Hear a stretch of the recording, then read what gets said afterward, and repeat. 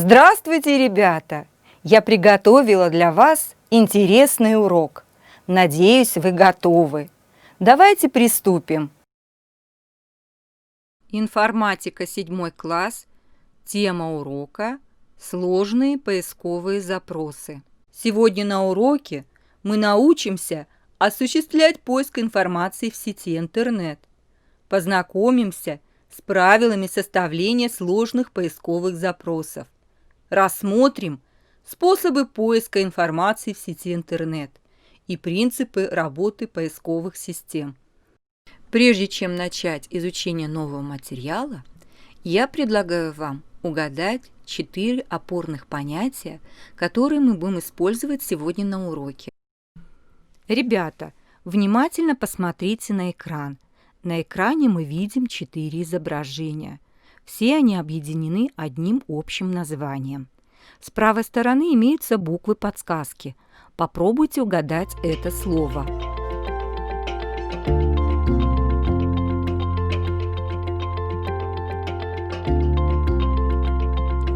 Конечно, это слово «интернет».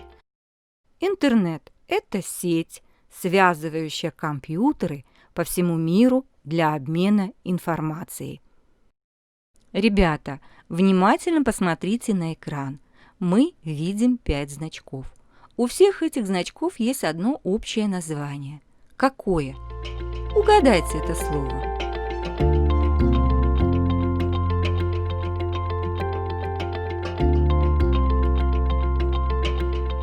Конечно, это браузер.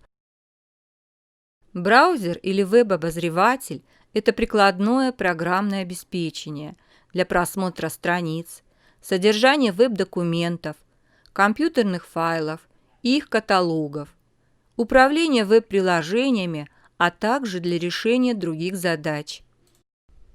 Ребята, давайте с вами выполним задание. Нужно установить соответствие значка и названия браузера. Внимательно посмотрите на экран и выполните это задание. Через некоторое время мы его проверим.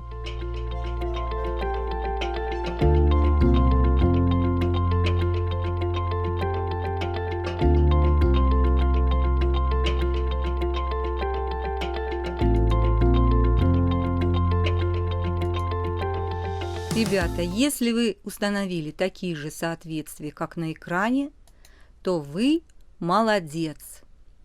Google, Яндекс, Mail.ru, Рамблер. Что это такое?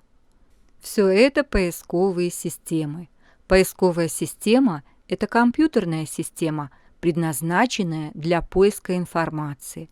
Одно из наиболее известных применений поисковых систем – это веб-сервисы для поиска текстовой или графической информации. Ребята, давайте с вами выполним еще одно задание. В этом задании нужно распределить пиктограммы в нужный столбец. Итак, первый значок апорт – это поисковые системы. Правильный ответ. Firefox – это браузер. Правильный ответ. Safari – это браузер. Правильный ответ. Mail.ru – это поисковая система. Правильный ответ. Opera – это браузер. Правильный ответ. Яндекс – поисковая система. Правильный ответ. Internet Explorer – это браузер. Правильный ответ. Chrome – это браузер. Правильный ответ. Yahoo – это неправильный ответ. Это поисковая система.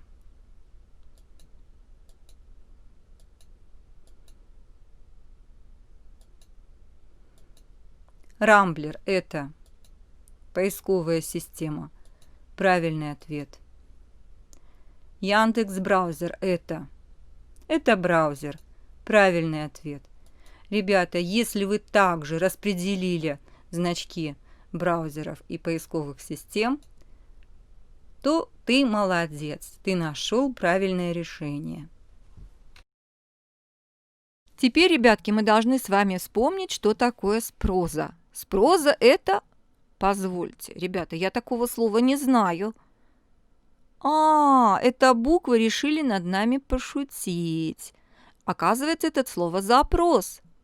Давайте с вами вспомним, что такое запрос. Запрос – это одно или несколько слов, которые вводятся пользователем в поисковой системе с целью получения интересующей информации. Запомните, пожалуйста, это. Итак, ребята, подведем небольшой итог. Мы с вами повторили, что такое интернет, браузер, поисковая система и запрос. Чтобы найти интересующую информацию, мы вводим в поисковой системе в строку поиска «Запрос». Это набор слов, фраз, символов. Ребята, если вы хотите быстро и эффективно найти нужную информацию в интернете, вы должны соблюдать правила поиска информации. Итак, первое правило – не искать информацию только по одному ключевому слову. Правило номер 2 – лучше не вводить ключевые слова с прописной буквы, так как это может привести к тому, что не будут найдены те же слова, написанные со строчной буквы. Правило номер 3.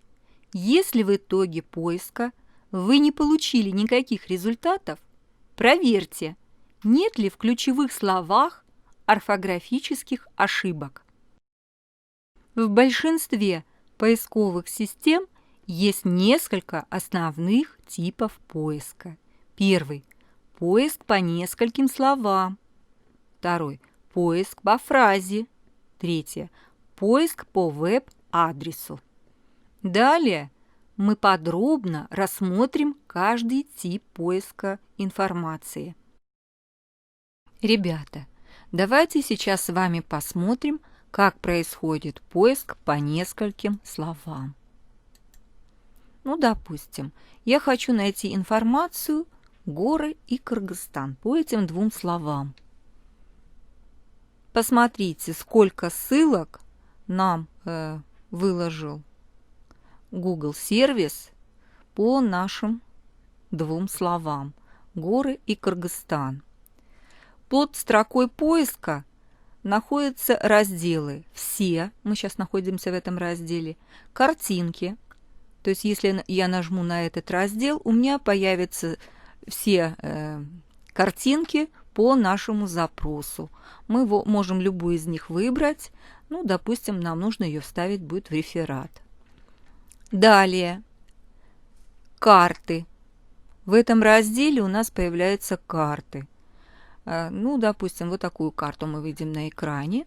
Можем увеличить масштаб, можем уменьшить, где-то здесь найти какую-то часть. Далее. Видео. В этом разделе у нас расположены запросы с видео по теме нашего запроса. Раздел «Новости». В этом разделе содержатся новости по нашему запросу. Поиск информации по фразе.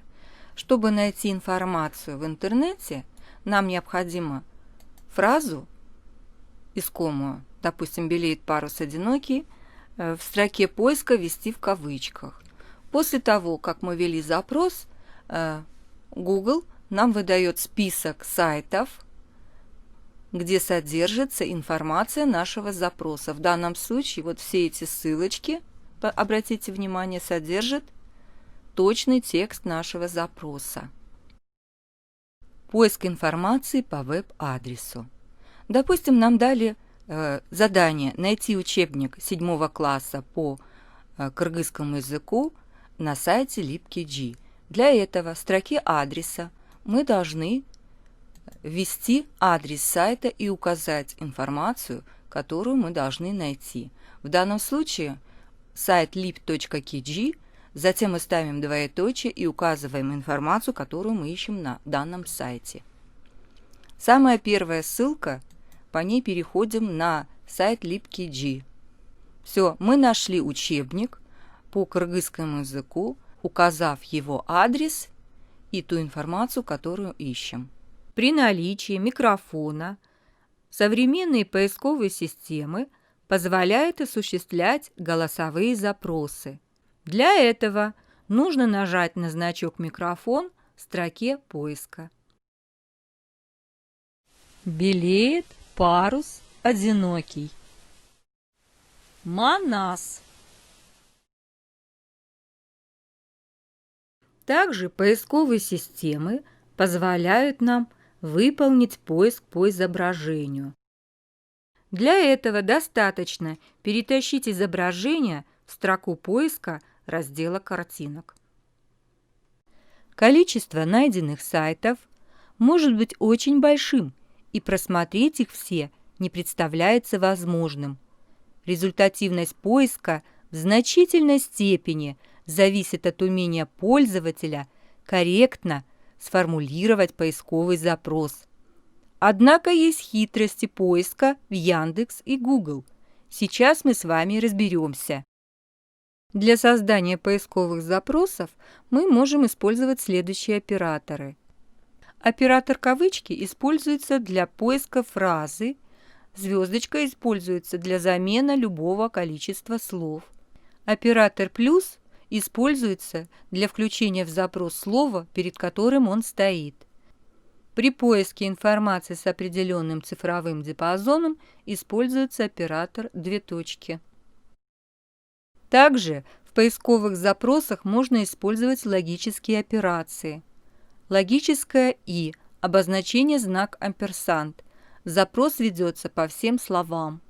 Логическое «или» – обозначение вертикальный слэш или знак пробел. Запрос ведется по любому из слов. Логическое «не» – знак минус, исключение из запроса. Окончательно понять смысл логических связок нам помогут круги Эйлера. Круги Эйлера – это геометрическая схема, с помощью которой можно изобразить отношения между подмножествами для наглядного представления. Используется в математике, логике, менеджменте и других прикладных направлениях. Из кругов Эйлера нам наглядно видно по закрашенным образцам, какую информацию нужно нам искать. Ребята, сейчас мы с вами рассмотрим различные примеры запросов с использованием логических операторов. По закрашенным областям мы увидим, как выполнен запрос и сколько информации было найдено. Поиск А и Б, логическое «и». В этом случае А и Б у нас подмножество поиска по запросу А и Б. Область пересечения двух окружностей будет результатом нашего поиска. Далее, поиск А или Б, логическое «или». В этом случае объединение двух областей дают у нас результат нашего поиска. А или Б. Следующее. Поиск не А, а Б. Значит, результатом выполнения данного поиска мы исключаем поиск А, и у нас остается закрашенная область. Значит, результатом поиска не А, Б будет вот такая закрашенная область зеленого цвета. Поиск не А и не Б. Значит, мы должны из запроса исключить все сайты А и Б. Следовательно, у нас получается вот такая зеленая область за исключением А и Б. Это результат поиска не А и не Б. Ребята, сейчас мы рассмотрим с вами задачи на сложные поисковые запросы. Задача номер 1. В таблице приведены запросы к поисковой системе. Укажите обозначение запросов в порядке возрастания количества документов, которые найдет поисковая система по каждому запросу. По всем запросам найдено было разное количество страниц. Для обозначения логической операции «или» в запросе используется символ вертикальный слэш. Для логической операции «и» – знак амперсанд. Чтобы решить эту задачу, нужно нарисовать круги Эйлера. Запрос с кодом А. Желтая и синяя и толстовка. Мы закрашиваем область пересечения 3 окружностей. На экране мы видим эту закрашенную область. Запрос с кодом Б. Желтая и толстовка. Здесь мы должны закрасить область пересечения 2 окружностей. Запрос с кодом В. Желтая или синяя или толстовка. В этом случае мы закрашиваем все 3 окружности. Запрос с кодом Г. Желтая или толстовка. В этом случае мы закрашиваем обе области. Итак, ответ А, Б, Г, В. Мы наглядно видим на рисунках, что самая маленькая область – это запрос А, затем идет запрос Б, Г и В. Задача номер 2. В таблице приведены запросы к поисковой системе. Укажите обозначение запросов в порядке убывания, количество документов, которые найдет поисковая система по каждому запросу. По всем запросам было найдено разное количество страниц. Для обозначения логической операции «или» в запросе используется символ вертикальный слэш. Для логической операции «и» знак амперсанд. Чтобы решить эту задачу, нам необходимо нарисовать круги Эйлера. Запрос с кодом А. Желтая и синяя. Мы закрашиваем область пересечения этих 2 окружностей. Запрос с кодом Б. Желтая или толстовка. Мы закрашиваем области обеих окружностей. Запрос с кодом В. Желтая и синяя толстовка. Мы закрашиваем общую площадь пересечения 3 окружностей. Закрашенную область мы видим на экране. Запрос с кодом Г. Толстовка или, в скобках, желтая и синяя. Сначала мы закрашиваем область пересечения запроса желтая и синяя. Затем мы закрашиваем область пересечения с запросом толстовка. Закрашенную область мы видим на экране. Итак, ответ Б, Г, А, В. На рисунках мы видим, что самая большая область будет код запроса Б, затем Г, А и В. Рассмотрим следующую задачу. Задача номер 3. В таблице приведены запросы и количество найденных по ним страниц. Какое количество страниц в тысячах будет найдено по запросу Зефир? Итак, приступим к решению данной задачи. Чтобы найти, сколько будет страниц найдено по запросу Зефир, каждый запрос мы должны изобразить с помощью кругов Эйлера. На экране вы как раз видите уже готовые картинки. Теперь, чтобы решить эту задачу, давайте логически подумаем. Значит, из общего запроса шоколад или зефир мы должны отнять запросы по шоколаду и добавить область, которая занимает шоколад и зефир. Проверяем. 20 минус 15 плюс 9 получается 14. Ответ. 14 тысяч страниц будет найдено по запросу Зефир. Задача номер 4.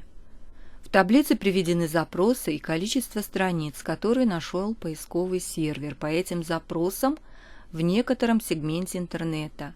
Сколько страниц будет найдено по запросу декабрь и февраль? Чтобы решить эту задачу, нам нужно нарисовать круги Эйлера и указать количество запросов в виде закрашенной области. Первый запрос – декабрь, январь, февраль. Значит, в этом запросе у нас присутствует логическое «и», то есть мы обозначаем область пересечения 3 окружностей. Второй запрос – декабрь и январь. Здесь мы обозначаем область пересечения этих 2 окружностей. На экране мы видим закрашенную область. Третий запрос – декабрь и, в скобках, январь или февраль. В этом запросе у нас участвуют или январь, или февраль. И обозначаем область пересечения с запросом декабрь. На экране мы видим пересечение окружностей. И последний запрос – декабрь и февраль. Итак, решение.